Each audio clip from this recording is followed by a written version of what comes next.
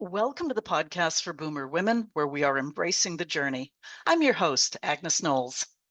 I so enjoyed meeting my guest today. Jodi is an historian.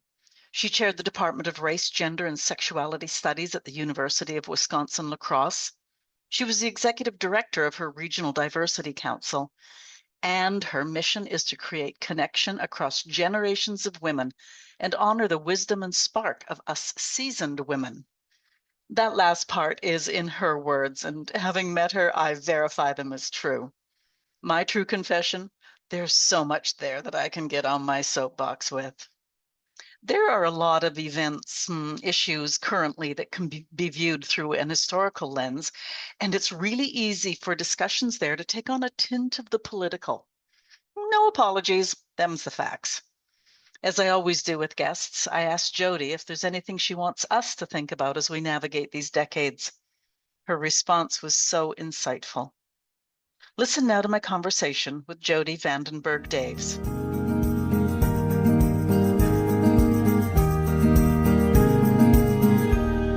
My guest today is a compilation of so many of the things that I can get on my soapbox about. She creates connection across generations of women. She's an historian. She talks about the importance of older women in the workplace, our wisdom, what we're still contributing, motherhood. You get the picture? And I love her comment, no matter who we are or what we're doing, we can understand ourselves in the flow of history. None of us exist in a vacuum, and we need to know what came before so we can place ourselves in the here and now and make informed decisions about today and tomorrow. I originally put intelligent, but I thought let's just downgrade it to informed Yeah. decisions. An historian I interviewed a couple of years ago also added our ability for critical thinking into the mix. Now, Jodi suggested this would be a powerful conversation. I'm up for it. Are you? I'm I talking am to the listener. excited. Yeah, talking to the listener as well. Jodi Vandenberg-Daves, welcome to the podcast for Boomer Women, where we are embracing the journey. It's so great to be here. Thank you for that kind introduction. Oh, well, as I said, I'm going to be on a soapbox a little bit through the Mhm. conversation. Now, between your studies, your career, and your message to me, there's a bunch of things that I do want to unpack. So I hope I don't sound too disorganized because I'm going to sort of hop around a little bit. Sounds good. Now, the mainstay of just about everything I read about you is history. Mhm. I've long maintained that what came before is often responsible for where we are today, whether it's in our own life or larger scale like institution and politics. You're a history professional. Talk to us about how you see the history in our present. Oh, where to begin? You Where to choose. begin? Um, yeah, I mean, I guess I will just step back even and say that a historical perspective and awareness is so grounding for me. It's fundamental to my survival of this very difficult historical moment is to know that we've been through really hard times before as humans and as, segments of the human population. And so history's grounding because a lot of things repeat themselves. And I anchor in as well in the history of activism, social justice work, people pushing back against systems, people raising powerful questions, finding ways to get their voices heard. And there's so many people commenting on the rise of authoritarianism in the United States that I won't belabor that point because you can hear it everywhere, and I don't dispute it. I guess I will point out that what inspires me is seeing that creative ways that people are pushing back against that. And, to bring it to a little bit more focused point around some of the work that I do around the workplace and leadership, people are having to find courage in this moment. And I hope that they can look to kind of people in the past and to their elders who are still here to find that courage because part of the way history lives is in people who've lived through different things.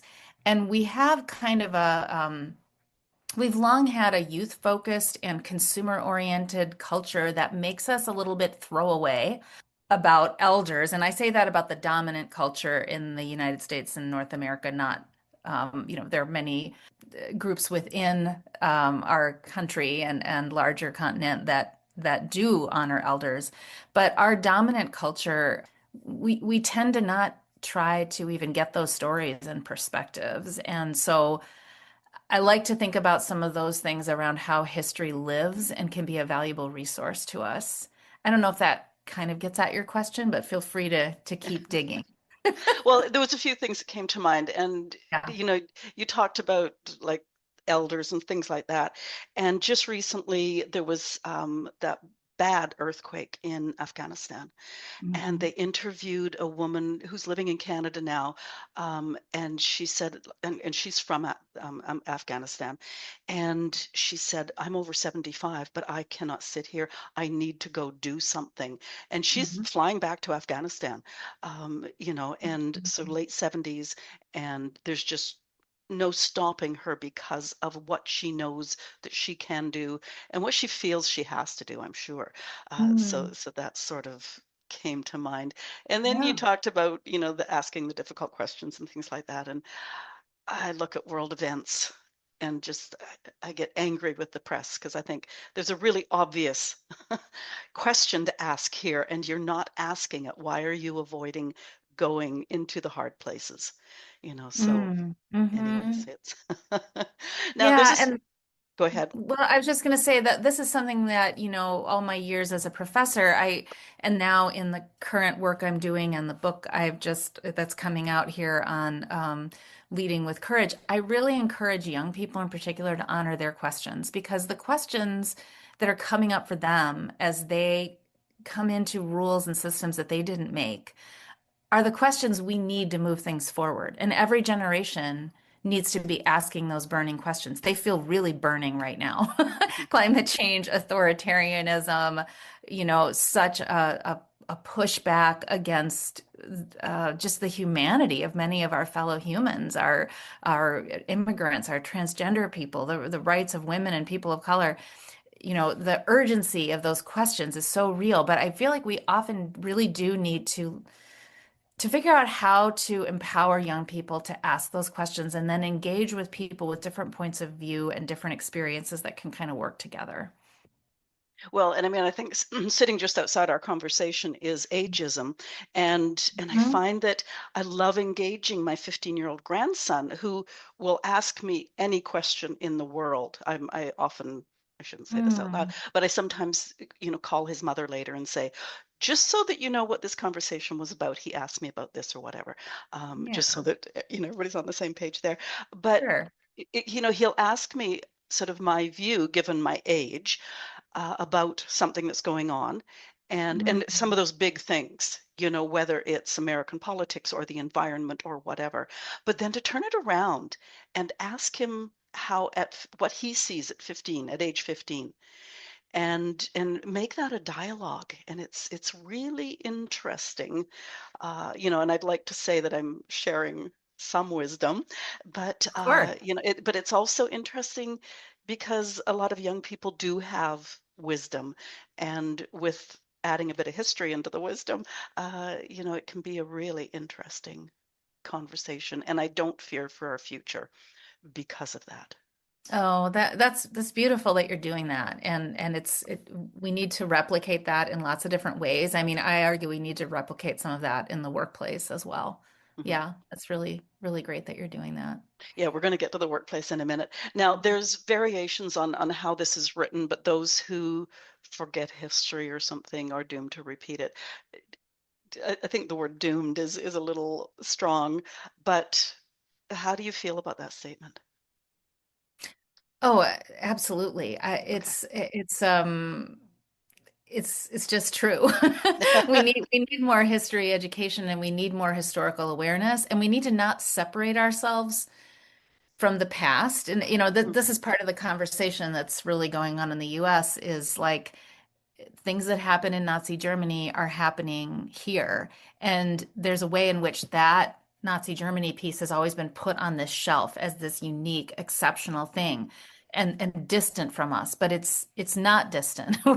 We're still humans, and we operate in some of the same patterns, and authoritarianism operates in some of the same patterns. So we need to not distance ourselves from that. And not only are we doomed to repeat the past, but we're doomed, or we're impoverished, I guess you could say, Mm. by not being able to learn the lessons from the past. And as a historian of women, and my big sort of book in the field was the history of motherhood. It's called Modern Motherhood in American History. And as a historian of women, I'm looking at trends that often go on in the background that are part of what we need to know. And those include women have been active in transforming families, partly through actually limiting how many children they're going to have and controlling that, through their labor force participation, through their political and community participation and activism. Women have been tr transformational in often quiet ways.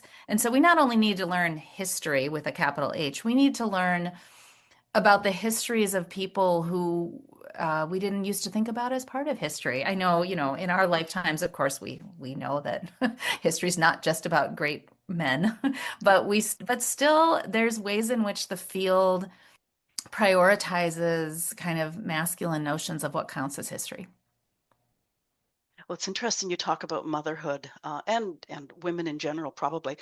because I've got a book on my Kindle that is it's something that women in the settling, I think it's the Canadian prairies, Mhm. and how land was allocated to men, but and there was requirements in order they didn't buy it, but they worked for it, and they had to have certain structures, and this whole thing, and sometimes those men would die. And Mm-hmm. what the women did with the men, but what the women did without the men, to make sure that they kept those homesteads for their families and their income and their sustenance, basically, Yeah. is yeah, it's you just don't ever underestimate the role of women today or Yeah. yesterday. Yeah, that's right. And so through most of history, so little social or economic or political power, and yet still being resourceful, being resilient. I mean, the history of motherhood is just so much about that, and Yeah. that's one of the things when I taught this class over and over again, the history of motherhood in the U.S. And it's finding those ways in which women creatively, resourcefully make things work, even though they're not going to be taken as seriously in the public spaces where they need to represent their property holdings or whatever. They're going to find a way to make it work. And yet, in some developing nations, the people who are being granted those business development loans or whatever are the women, because Mhm. they know the power of a woman once she commits to creating something for her community or her family or the world, perhaps. It's like, don't get in her way. Yeah, and thankfully now we know more about that because of so many feminist researchers for the last Mhm. 30 or 40 years. I used to teach a history of feminist thought as well. And I think it was around the 1980s or maybe 70s when we first actually counted women on the planet. Like, think about that, just to even know how many there were. And women were so often subsumed under the male head of Mhm. household, and their economic contributions were so often devalued. And now, as you say, we have enough research and enough people who've taken that research seriously to know that if you want to have economic drivers and community builders in economic development, you want to be making sure women have access to those funds. It empowers women, but it also empowers communities and families. Right. We could spend a whole hour just Yeah. discussing women. Um, just going back to history and things is I'm 70, and in my notes I've got I'm only 70, You're and only I see 70. I love yeah, it. I see media comments or political talk about some of the things going on today, and I think we've been here before. And Yeah. it was only the 70s or the 80s, and that's recent history. Like, Yeah. do some research. Like, they just Yeah. spout off their mouth, and it's like, oh my goodness, it would take you an hour of your life to go and dig. and you don't What do kinds of that. things in particular are you thinking we've been here before and people need history? What's driving Oh, your you're putting question me on the about spot. Other than, that? well, no, it's just that I think it happens often enough. Yeah, And I think about it in terms. I'm not going to come up with specifics on the spur of the moment, but sure. I know discussing things with my 15-year-old grandson Yeah. to say, well, this is exactly what we went through in the 19 early 70s or something like that, because I Hmm. was an adult in the early 70s, and it's not like this, although childhood memory, sure. I can remember growing up on a Canadian Air Force station, and we still in the early 60s had air raid sirens going off, and we would race off and get into the shelters and things like that. So now I hear some of the things that are going on in especially other parts of the world, but even more locally. And I'm going like, oh my God, like another generation has to live through this, this fear Yeah. and children and I Yeah. guess you think of the Ukraine and it's like, oh Oh my my God. goodness, the Yeah. traumatizing experiences and even the fear experiences. I mean, I've thought about this some because I'm kind of an elder Gen X. I was born a couple of years later than the baby boom cut off, so I'm not a boomer, but close to that. And that, but it makes a difference because I didn't grow up with that. No air raids and no bombshell. We were done with that by the time I was Mhm. in school in the 1970s, and now the kids with their shooting drills in the United States and that it's heartbreaking and terrifying. And so there was I feel like we had a little bit of a charmed generation there, Mm. but that also raises the question of what are people's formative generational experiences. I think that's another way we can foster intergenerational conversations and access history is what is formative about people's fears and about their hopes connected to the time period when they grew up, as well as a lot of, specific factors about their identities and culture and gender and background and things like that. Well, I can remember probably late 70s, maybe early 80s, listening to somebody who was a fighter, and I'm going to be really broad here because memory does not serve, somewhere in the Mideast.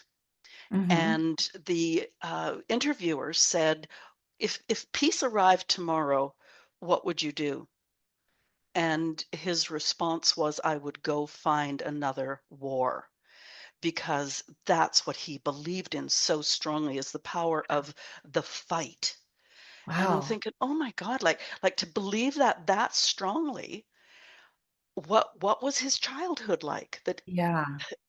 and it's just like, oh my Yeah. goodness, like I just that's one of my big fears, is that a new generation is going to grow up with a warring reality and only know that reality. So, Hmm.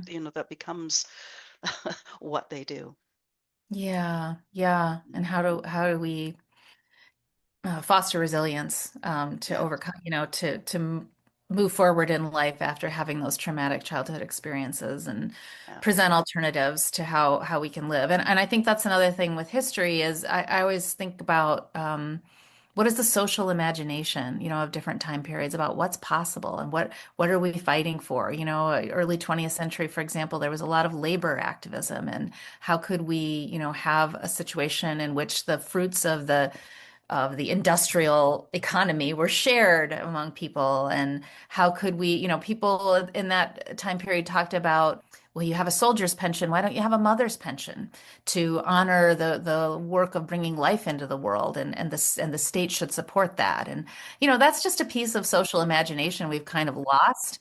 But if we, that's part of the fun of studying history, is like, what did people think might be possible, and yeah.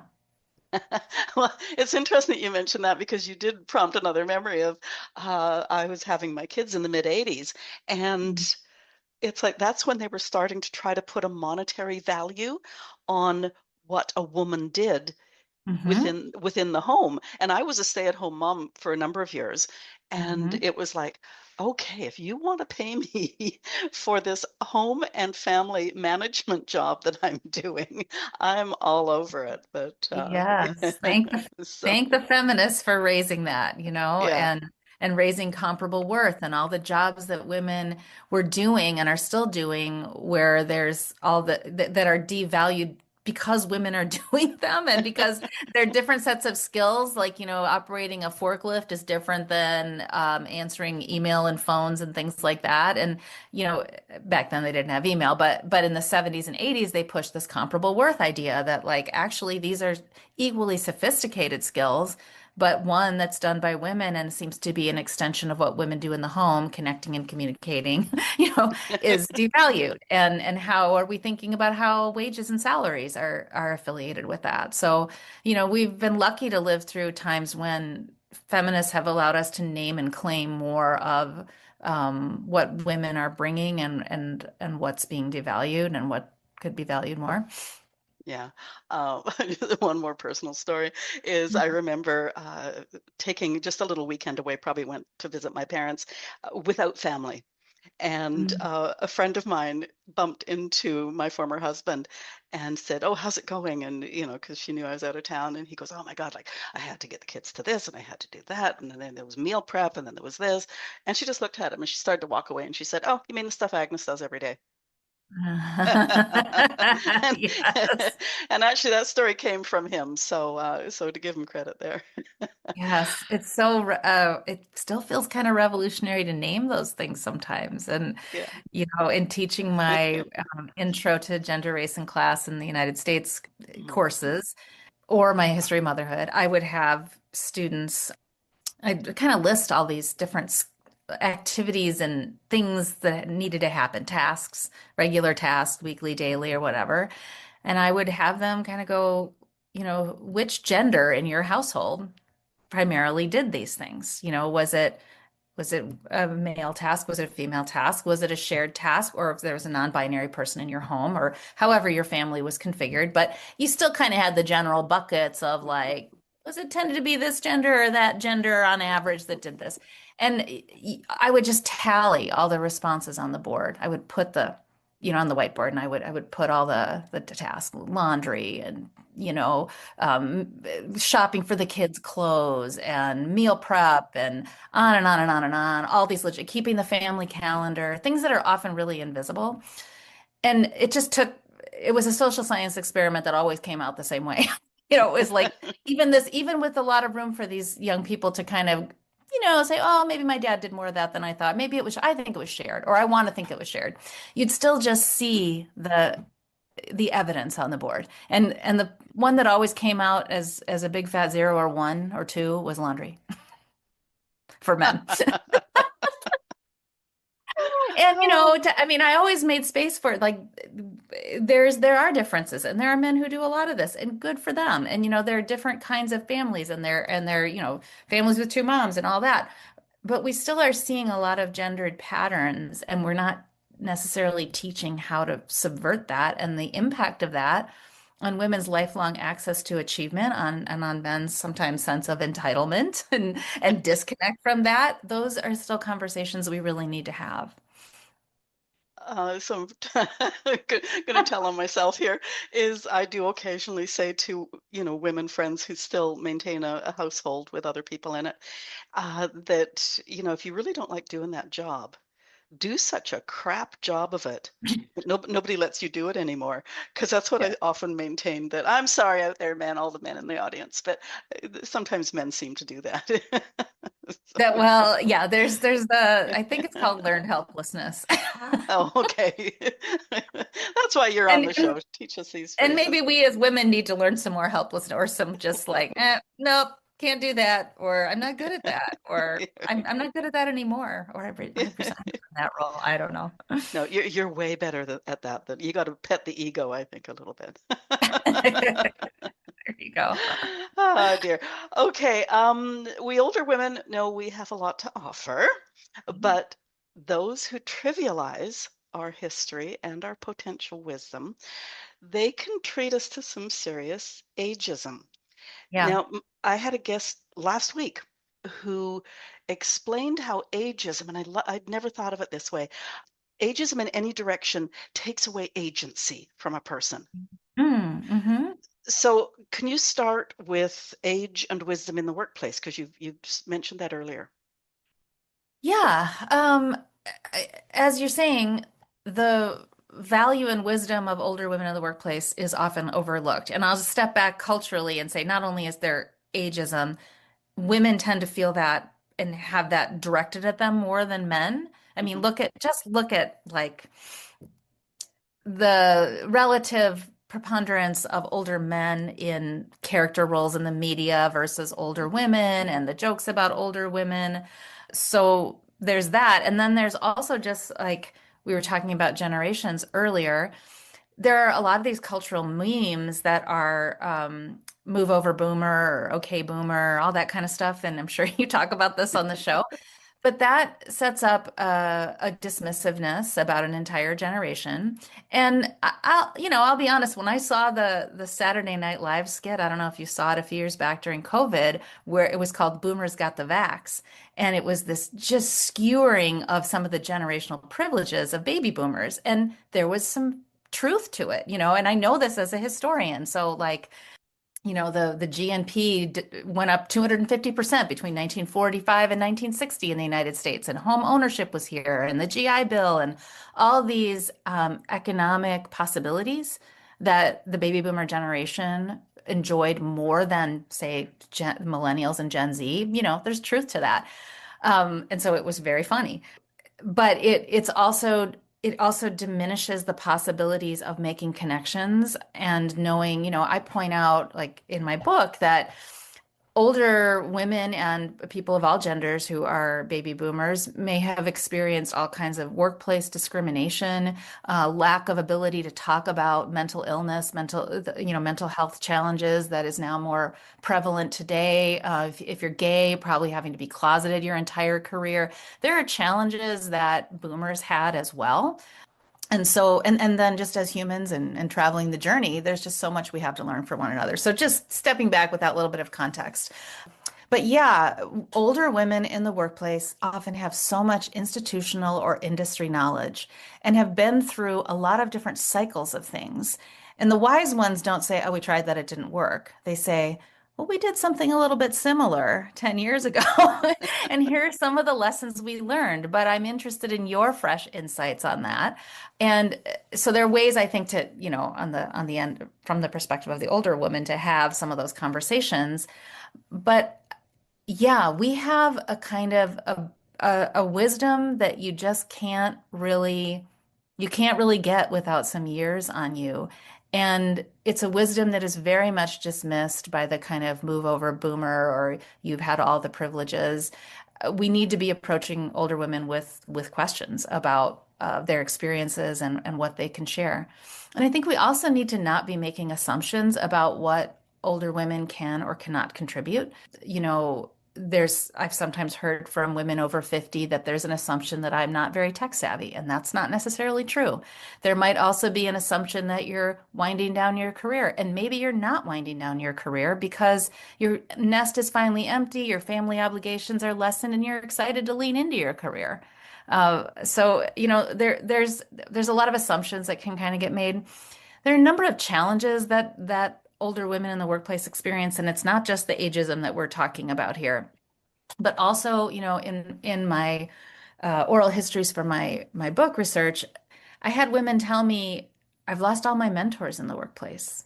People are retiring, the people older than me, the people that grounded me. And so the struggle to deal with that absence and seek, is it staying in touch with those mentors even though they're not in the workplace anymore? Is it finding more peer mentorship? Is it learning to do reciprocal kinds of mentoring relationships with younger people? Those are some of the things that I see older women trying to do. But I think that's a powerful thing to realize is that we don't really make space for is that there's loss and grief even in the workplace for the way things change as we age.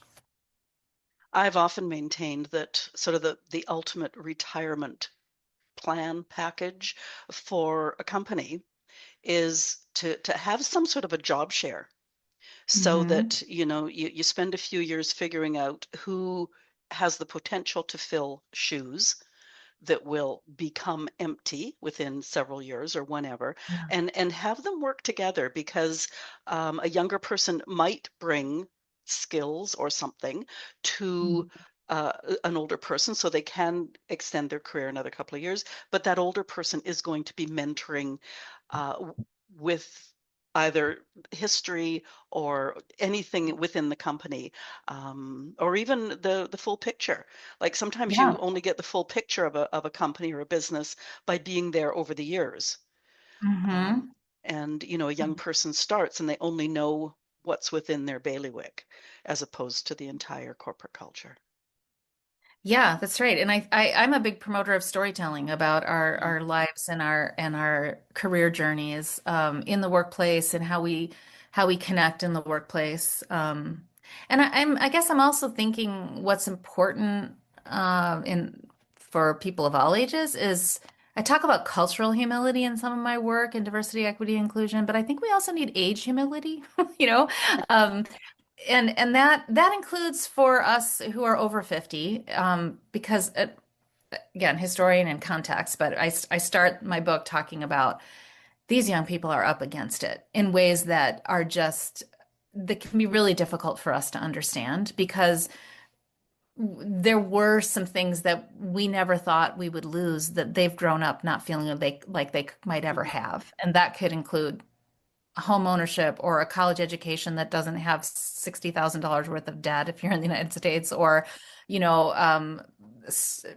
freedom to access reproductive rights, a stable climate, just some functioning government. I mean, I'm definitely giving a United Statesian perspective on some of these things here, but those are things that like feed a lot of insecurities for young people. And how do we approach them with the humility to understand where they're coming from?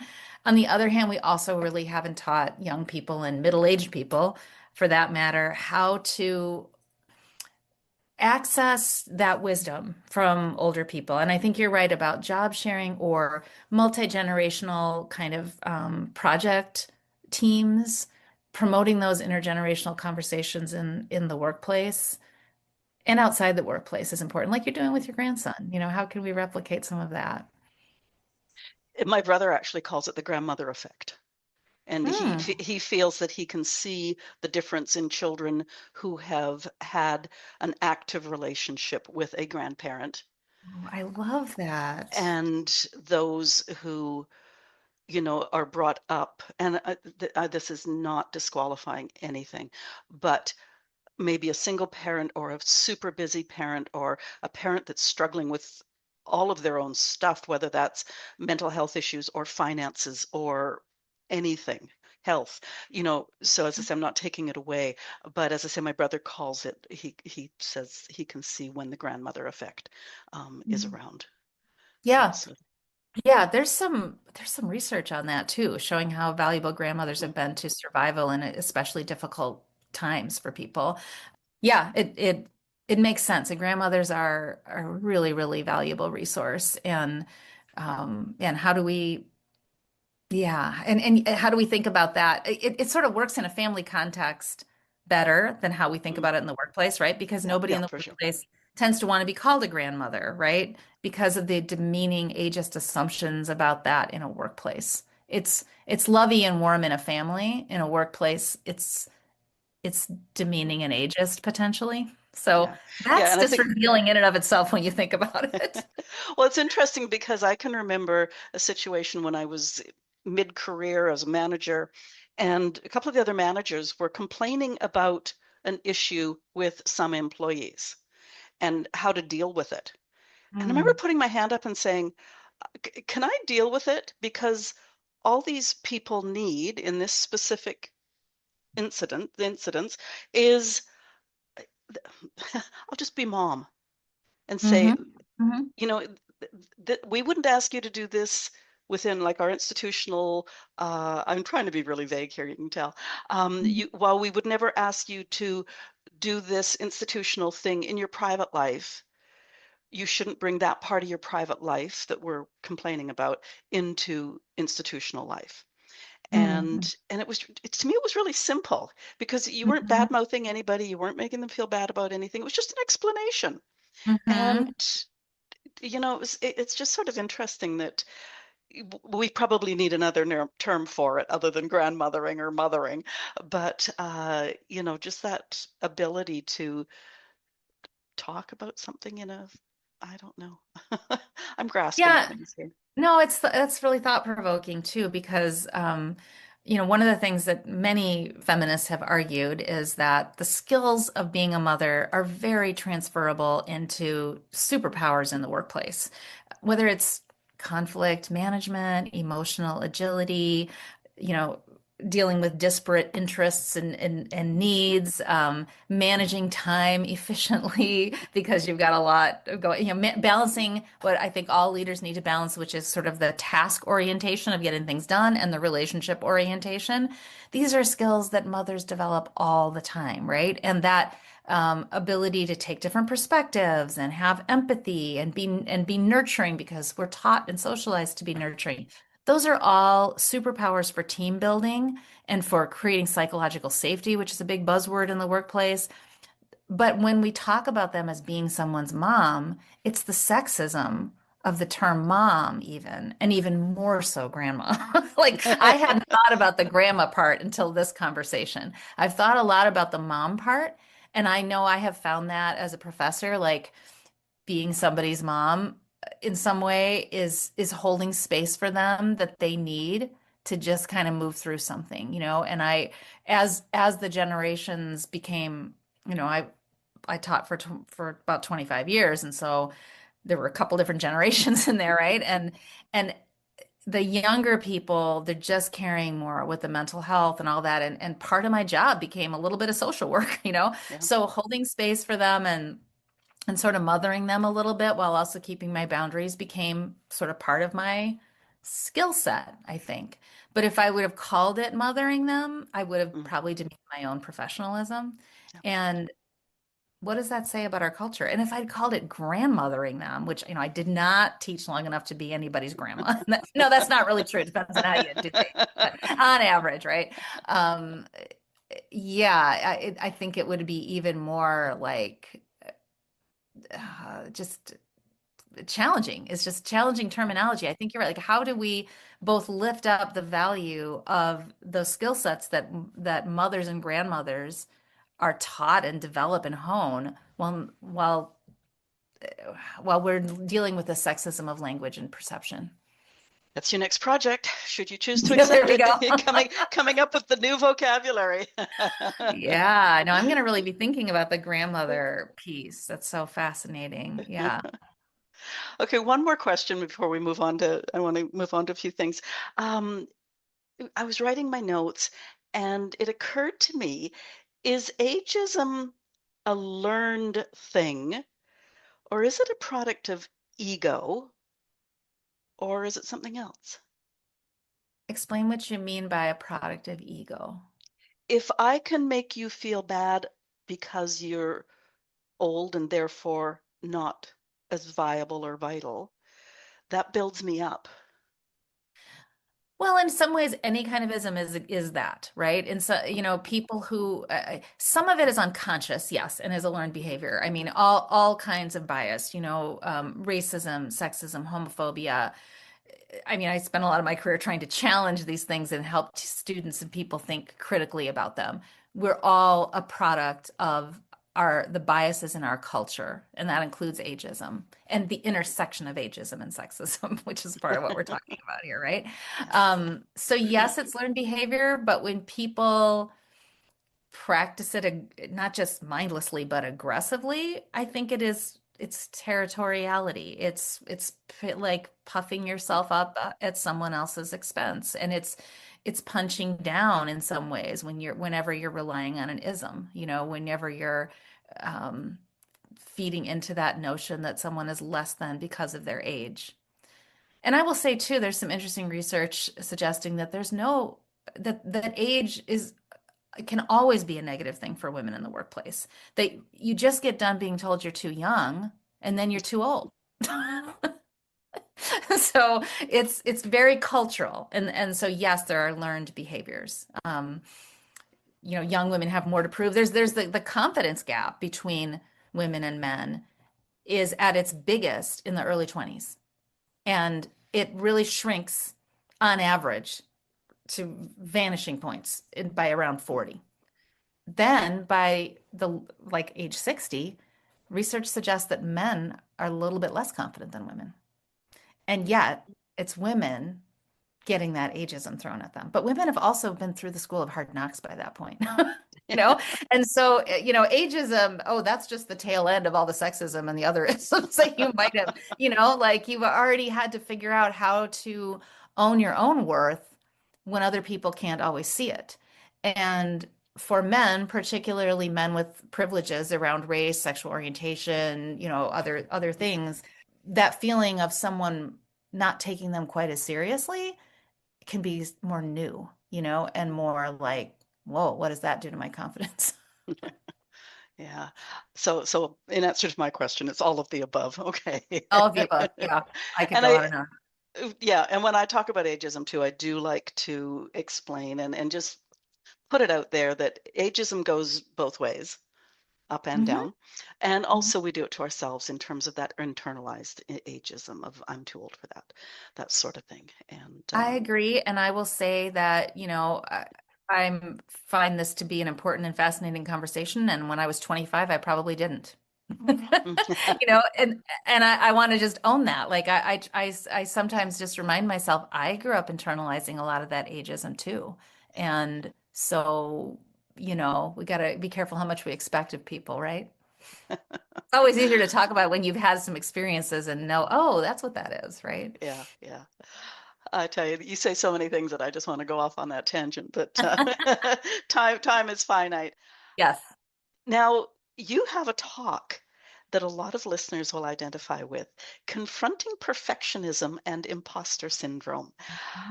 Lord knows I am not a perfectionist, and I'm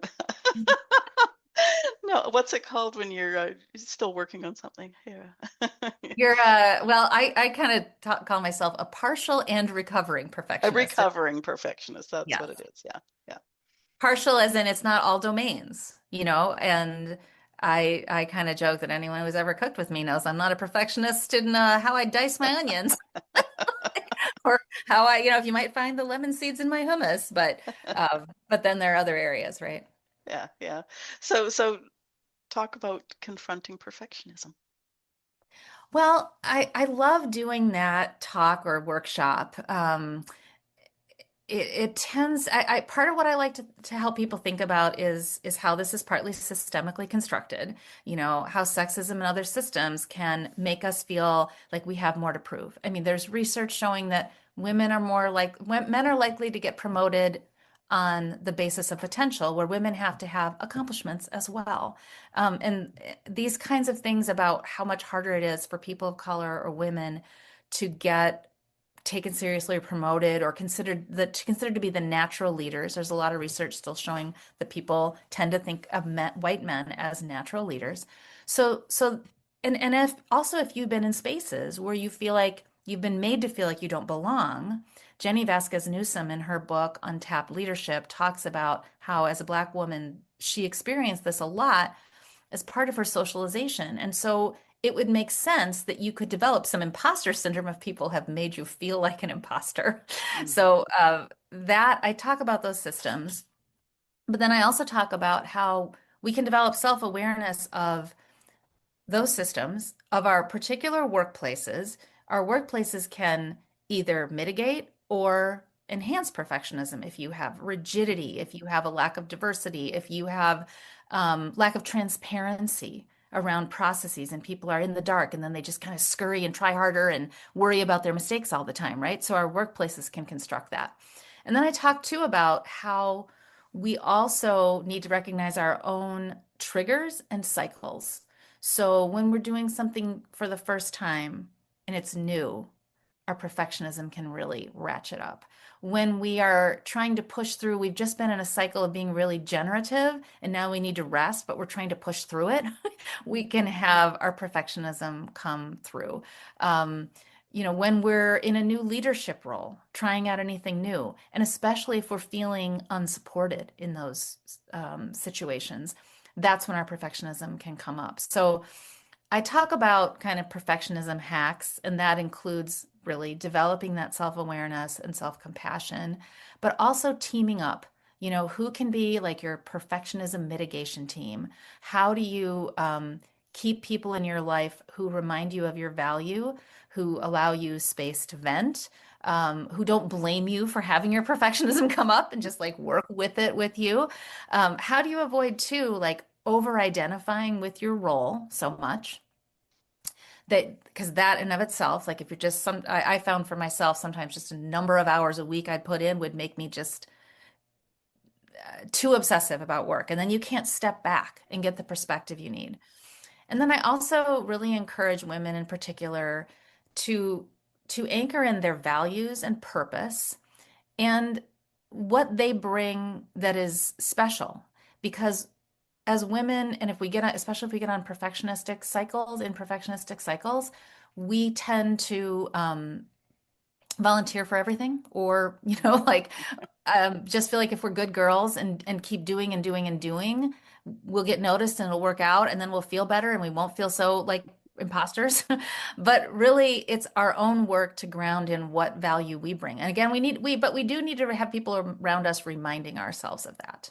And then I talk too about a growth mindset, because if we over-identify with the idea that I'm a perfectionist, we can really do ourselves a disservice. That is learned behavior, to go back to, it's socially created, but it's also learned.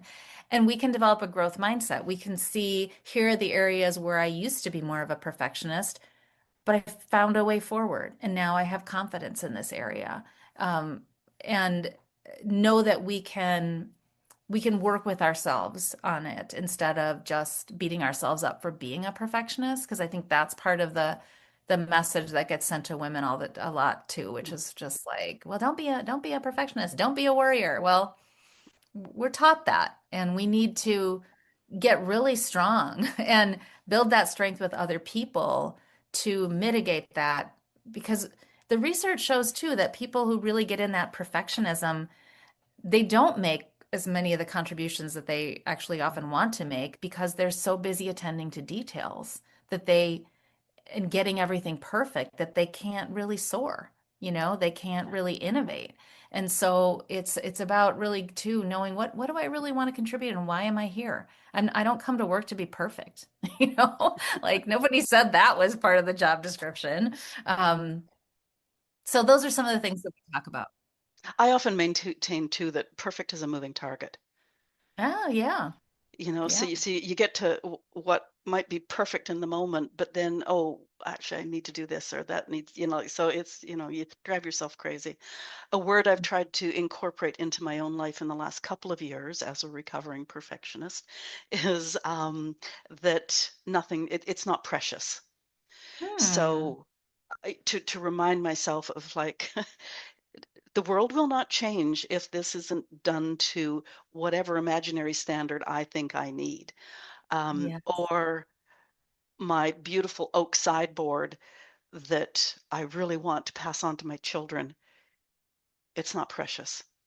So, because they don't want it. Mm-hmm. So if a grandchild spills a drink on it, it's like, let's just clean up the drink, you know. Yeah, just letting So go. yeah, Yeah. yeah, it's just trying to, and precious is the word that I do use a fair bit in my own life as I get older now. So And that yeah. sounds like the wisdom of age as well. To be able to learn to let things go, to learn, that I think when you're younger, you often feel if I just, follow these steps, and I strive and I strive and I strive, I'll get these outcomes. By the time you're a little older, you haven't gotten everything you've wanted. You've learned how to let more things go. And I like that it's not precious. It connects to something else I say in that talk or workshop, which is we have to watch our egos. We have to watch our sense of is our self-importance, like my work product, is it really that important? I mean, if lives depend on it, sure. But if not, maybe not so much, and if you make that so precious, then you hold on to it and you don't let things go out into the world so you can go do the next thing, you know because you're still hanging on to polishing the gem. And I say that as someone who's about to, it was like putting a book into the world, and that is, it's nerve-wracking. It's definitely Yeah. nerve-wracking. And yet you have to just jump off the cliff and leap and go, okay, I'm letting this go out into the world. And then what's in my life is some opened up energy to do some other things. Well, or to do what a friend of mine is now doing is re-releasing the book. Hmm. So, if you get feedback or whatever, you want to tweak a Yeah. few things, or you think you learn something new along the way, and 5 years up the road, you want to re-release it, you can do all those tweaks. So, yeah, And if that's the not growth preference. mindset. I mean, the same is true with other work, right? You Yeah. you you get feedback, and learning how to accept and process feedback, I think is another important thing if we struggle with perfectionism, and having people kind of help us through that, especially, if it's difficult feedback, how to be reminded that feedback is feedback, and some of it's going to be really useful and important to you, some of it's not. How do you work with that? Ah, dear. Okay. Can we just talk for 3 hours? Um, It's fun. I love your lengthy conversations. I love how deeply you dig. Now, in your bio, it says that you love to talk about finding our voices and naming and claiming our superpowers. Mhm. Talk away. Yeah, so I mean, I've said some of this already in the course of our conversation, but for example, why are working mothers such amazing assets in workplaces? Because we have some of these superpowers that I mentioned, that emotional agility and the kind of context sensitivity, uh, ability to nurture relationships, and know that people have different kind of gifts that they bring. I mean, if you have more than one child, you know that, right? So some of those superpowers, but I also working with a lot of social justice oriented young people. I believe it's a superpower to ask the critical questions. I Mhm. believe it's a superpower to know how to be an advocate, how to be an ally, how to be part of co-creating inclusive spaces, innovating to do things a different way. Those are superpowers. Building connections and relationships are absolutely superpowers. I subscribe to Harvard Business Review. I see, over and over again, I just see that the kinds of things that women are taught to do at work are the exact things that transformational leaders in moments like we're having now of massive change and uncertainty, those are the leaders we need. Men and all genders can do these things too, but we should be following some of the example of the most transformational women leaders, because these tend to be our superpowers, and they can be exploited. Let me just say that they can be exploited into asking women to do way too much, what many feminists call emotional labor. um, you know we're good at relationships, why don't we remember everyone's birthdays and do, and caretaking for family issues and all that, and be the office mom, and why don't we listen to somebody cry or complain over here because that's our job. That can be exploited. In fact, so many jobs that women have been kind of segmented into: customer service, nonprofit, social work, valuable, wonderful roles. But why is there a high burnout rate often? Because that emotional labor gets exploited. So how do we thread the needle and say, let's value that emotional labor, let's value and consider how we sort of compensate people and evaluate their jobs based on their team building, their retention, all those things, but know that that's everybody's work to create inclusive spaces, sort of let's train more people to do that. And then they get to the value of deeper connections at work.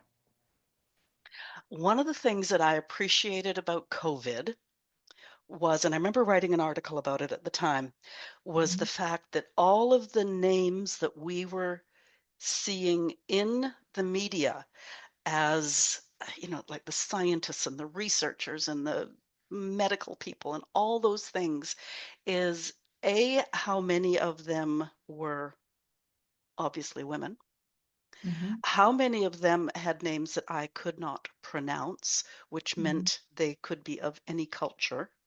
And Mhm. given that I probably also couldn't define gender, Mhm. I just loved the way that we were just uh, well, what's the word I'm thinking of? Is really using them as examples of like, it doesn't matter what your culture is, what your gender is, what your anything is. You are a brilliant person doing this amazing work. And, it was Let's just, create knowledge together, right? yeah, yeah. And let's just get rid of all those isms because what matters is what's at hand and what you're doing. And Mhm. as I say, given the fact that I can look at that name and not have a clue what culture they're from, what their gender is, what, anything is, uh, yeah, I appreciated that about COVID. So, Yeah, we've all learned some interesting lessons from that. Yeah. yeah, yeah. Now you've just written a book, Leading Mhm. with Courage, a career-long guide for idealistic women. Now, it's October as this conversation goes live. Is that book published yet? Yes. Yes, I'm excited. I'm excited about that. It's in Okay. the world in October. So, And is it available, going to be available at all the usual places? yes, it should be available at all the usual places, and I hope hopefully your local bookstore, which I love to promote. Okay, and speaking of promoting local bookstores, I have learned that if you go into your local bookstore and you do not find your book, you ask them to order it in, and if you recommend it highly enough, they will bring in two, three, four, or five. Yes, So, yeah, don't just walk in and go, oh, I guess I have to go to Amazon after all. Um, absolutely. yeah, like, Yeah, yeah, yeah, yeah. thank you for that. Yeah, I'm very excited about the book. It's been about 5 years in the making, and it is really organized around career stage. So Mhm. we've been talking a little bit more about older women and younger women, but the women in between are actually probably the longest the longest section of the book. Yeah, And it's really looking at how to be a lifelong, inclusive, courageous leader and empower yourself. And as a woman leader, so these things I see as very linked. You're empowering yourself and empowering others. And there's a lot of conversations, for example, around servant leadership, which I think is very valuable and important. But I think we also have to think critically about for women, there's a lot of servant kind of roles already thrust on us. And in the spaces that we often occupy, like again, social services and education and things like that, we're already asked to be kind of, I don't know, not have as much a voice or be subservient. So I try to look at empowering ourselves as women, but also being inclusive and building inclusive communities and creating workplaces that are better civic spaces. And then I talk about how there's sort of different developmental tasks or opportunities at different stages of career. So when you're young, you're establishing your confidence, hopefully, your voice. You're maybe dealing with that gender gap in confidence. You're trying to understand, especially if you're coming out of college and you have a lot of high ideals, as many of us do.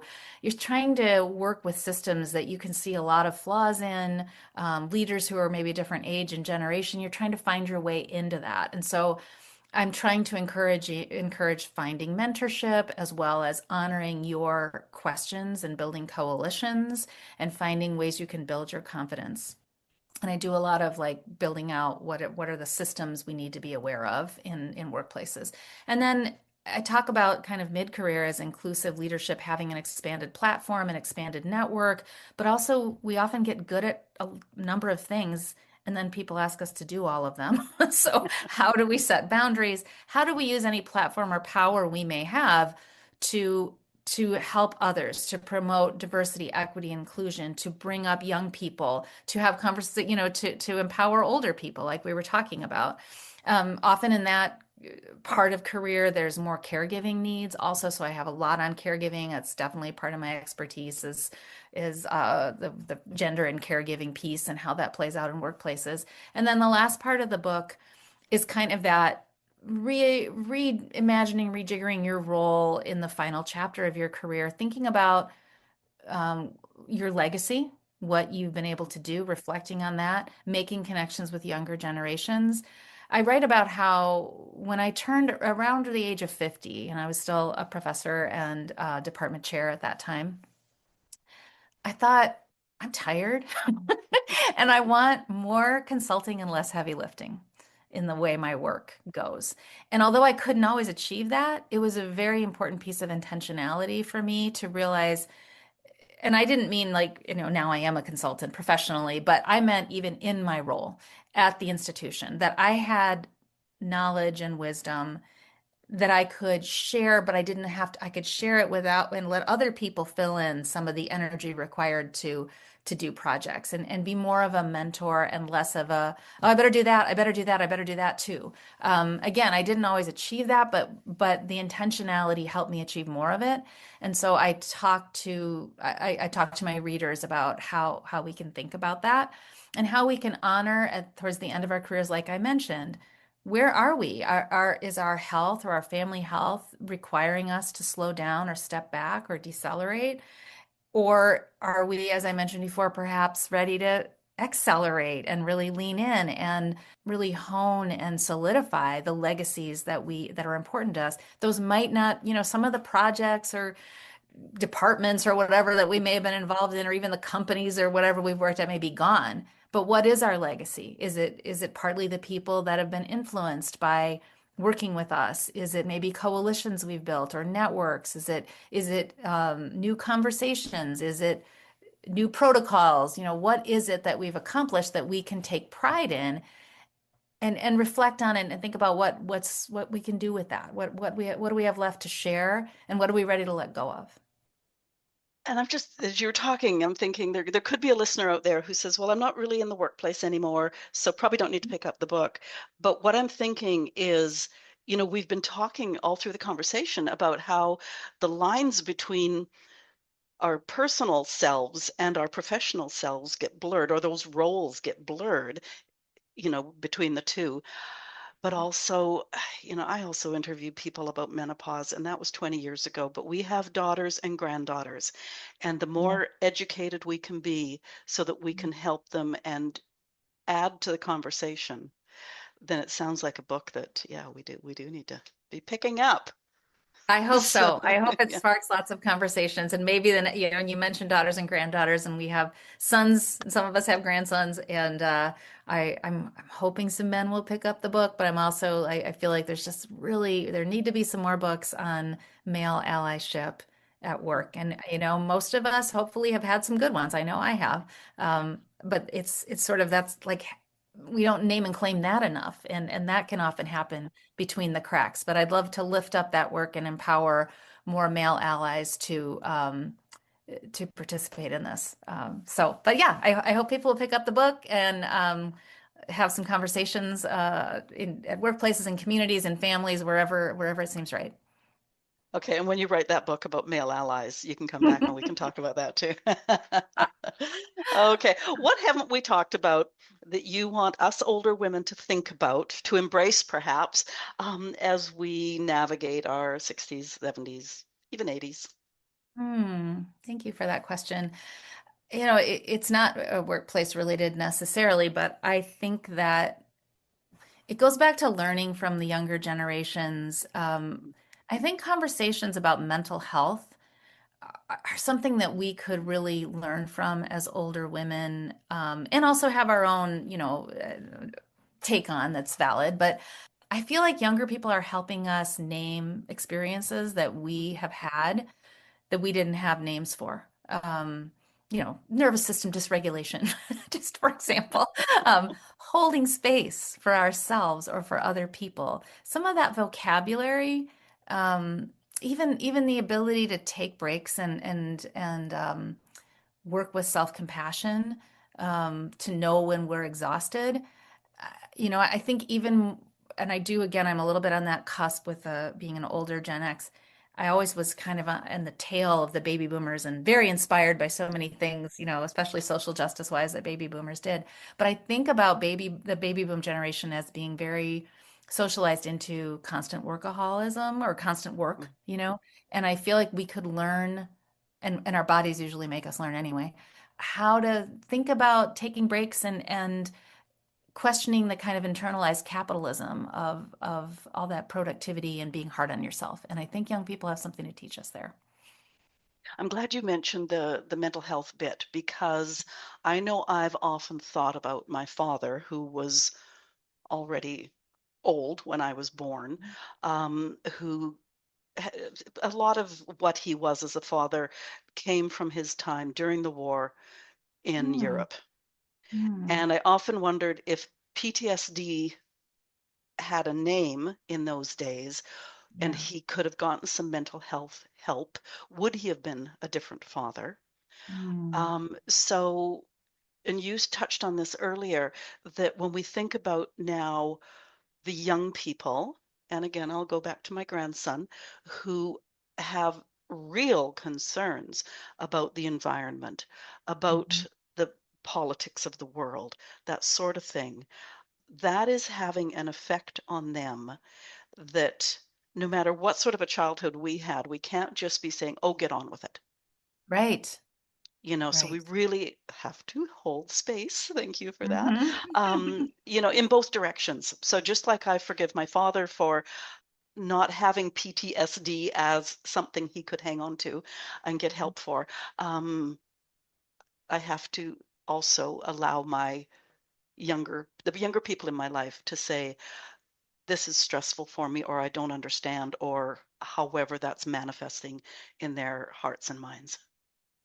Yeah, and I know that can be challenging for me, especially as a mother, when my children are struggling with the state of the world.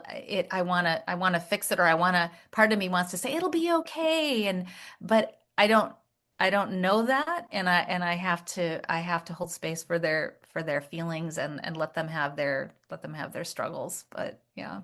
Okay, I'm going to give you a question that I use is that as you said that, I knew exactly what I wanted to ask you, and now it's gone. Um, Let them have their struggles. well, I'll move on. It's gone. Okay. But it was so important. I'm going to have Oh, I to hate email that. you. I hate No. that. Ah, dear. Where do we find you on the World Wide Web? JodiVandenberg-Daves.com. I also am pretty active on LinkedIn. So yeah, you can find me there. My Modern Motherhood book is still available. I really hate the price that they've put on it as an academic press. It's even higher than it Oh, used to be, but it is still available. I also have a book of poems called Poems in the Mother Tongue, and then you can find my book Leading with Courage in multiple locations, as we discussed. So, but the website has some information on my coaching, consulting. I do a lot of speaking, and I also do a women's leadership intensive around some of the topics that we've talked about. And it's an online self-paced course and open to any age to talk about things like boundaries and balance and career development and mentoring and dealing with barriers and developing confidence and all those things. So okay. Now, fortunately, you just talked really fast through there because I always end with asking if I can ask you a personal question before we close. sure. Okay, you have a book of poetry that sounds very personal. Yeah. Can you tell us about the book and what prompted it? Both, poetry and poems in the mother tongue. It's about your time, your role as a mother. It is about that. Yeah.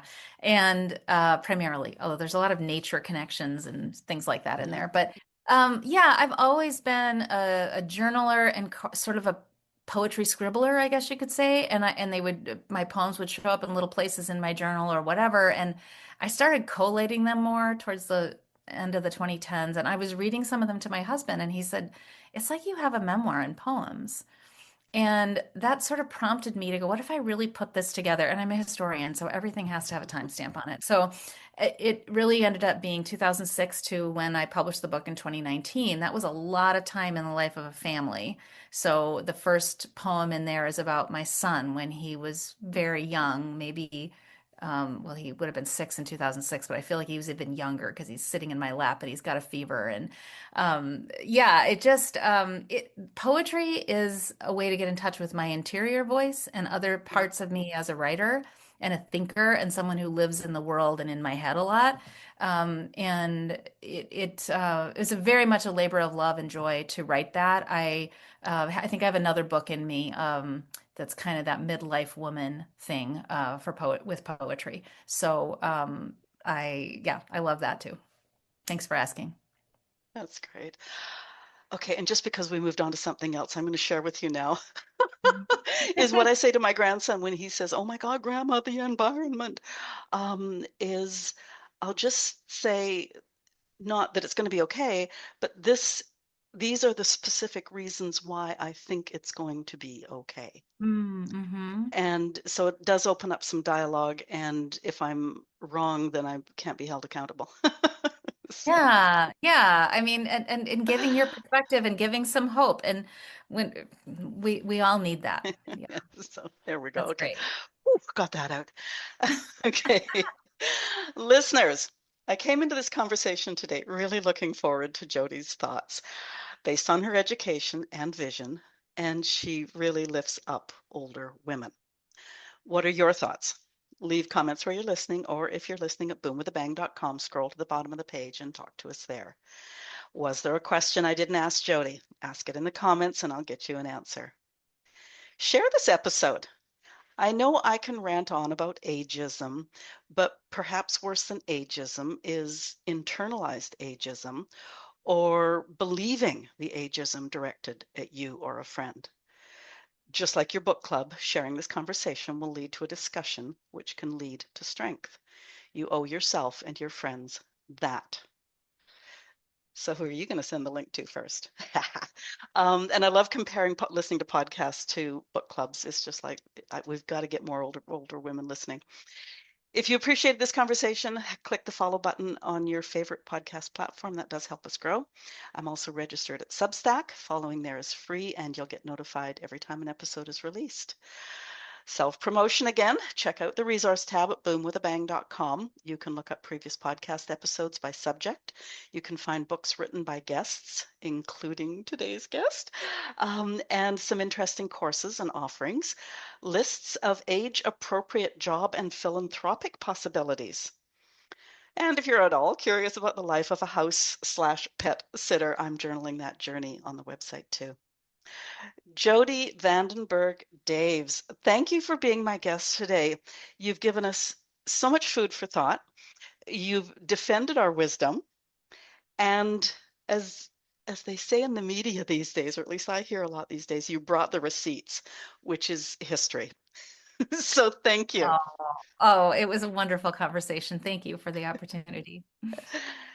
Have a great rest of the week. You too.